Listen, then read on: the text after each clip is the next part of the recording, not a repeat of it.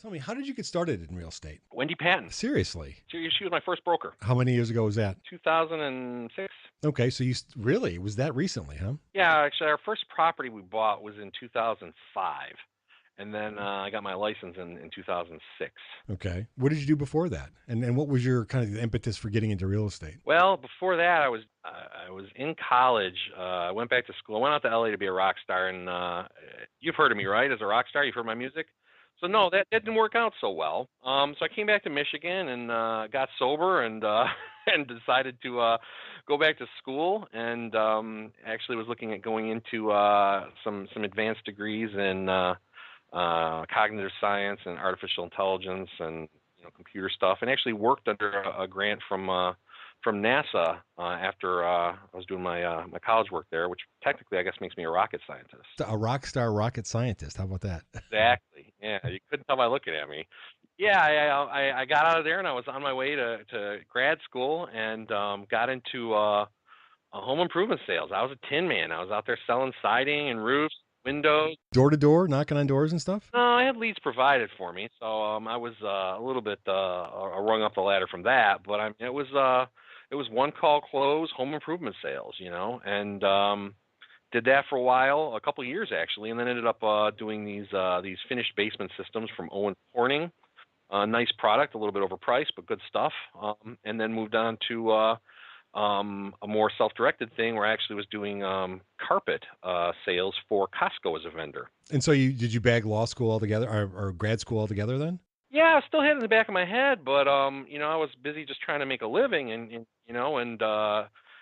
once you start making a little money doing sales, you got to look at a cutback of going to grad school, and all of a sudden you got the time commitments and the hours and the fact that your paycheck is going to drop a lot, and I just never got around to following through on it. And then Well, did you have a family at the time as well? no, but that was kind of in the works. Tried to take the shot with the whole wife and kid thing, and the kid's working out great. Can't say anything about the wife, but Oh, sorry to hear that. well, we do the best we can.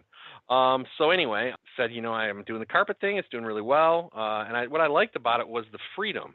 I had my leads sent to me from my boss, who was in northern Seattle, and I'm here in Detroit. So that's my connection with my supervisor and structure. The leads were sent via email. I'd go out on the sales call. I set my own appointments. Go out on the call.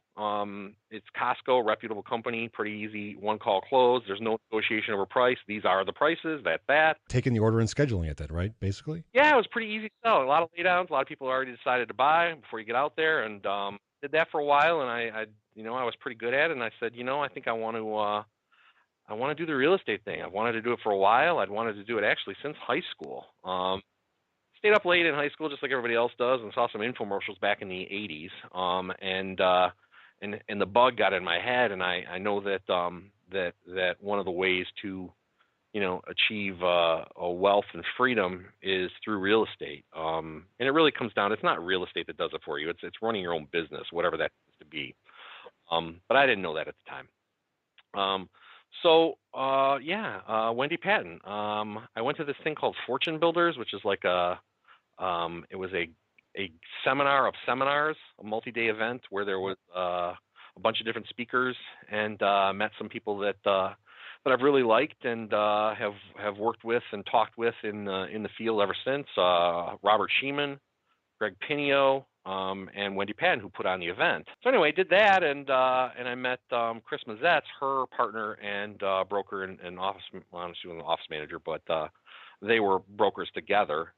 They kind of recruited me, so I signed up, and then within 6 months of signing up, I think though, Wendy's office she shut it down and went a different direction and decided to go into the just the guru thing full time. But that's where I got my start. Okay. And then, so did you then jump off and have your own brokerage after that, or what happened? What was the next step? No, I bounced around for a little while with a couple other brokers, doing mostly. I wasn't doing investment sales. I wasn't dealing with any real sales. We were buying properties, financing them, borrowing a lot of money and buying properties, fixing them up, and putting renters in them. Did you ever do the retail realtor thing then? No. Okay, so you're doing turnkeys basically then, right? You're buying houses, rehabbing and putting renters in. Were you selling them then, or holding them, or what were you? What was happening with the properties? We were buying them and holding them, and looking at getting. At this point in time, it was middle of 2008, towards the end of 2008, and when the market started to crumble, and then the crash of September 15th, 2008, was really a turbulent time. But we lined up right before that was all happening. We lined up some $250,000 unsecured business lines of credit that were in the works, and we had a blanket refinance on all our properties of like $1 million that was going to pay off all our private lenders and hard money loans. And so at this point in time, we had approximately $2 million of valuation on the portfolio with $1 million of debt. Well, it's still 50% LTV is not too bad, right? Well, at that point in time, At sure. that point, right? But by the end of 2009, we had zero basically property left, and almost $1 million of debt. We'd lost a lot of property. We'd done some debt for equity swaps. I mean, I'm exaggerating the debt a little bit, but yeah, I lost over $1 million for sure, and ended up with no assets, almost no assets to speak of, and solid mid six figures in debt. So I consulted over the years with a bunch of different attorneys, and they all said, "Hey, you're a classic Chapter 7 case." And I'm like, you know what? No one's suing me. I'm making payments. I'm limping. I got some people who are really pissed off at me, but other ones who are more understanding. And and what I learned is that the more financially savvy you are, the more you understand when something like this happens. That you don't just point the finger at the person that borrowed the money. It's really, there are a lot of factors outside of everyone's control in this game. Got a lot of humility there, and went through my own soul searching, and I said, you know what? How I handle this crisis is going to color the rest of my life as Brent Maxwell. So how I deal with this is going to affect me for the next, as long as I have, theoretically decades. So I decided that as long as I wasn't forced to file bankruptcy, that I wasn't. I used that as leverage against people. I said, hey, if you force me, I have to file bankruptcy. So why don't you work with me and we can work this out? Sure.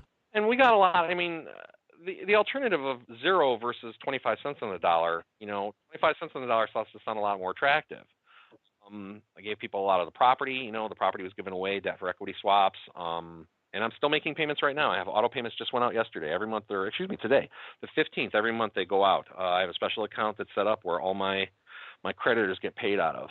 So, and it's a nice change. It's I think probably greater than the median income of the country is what I pay annual debt service. But for properties I don't own that provide no income, so it's a regular reminder to be more conservative. And I work with some very conservative investors, and they are often astonished at how conservative I am when it comes to bids on deals and structure of deals.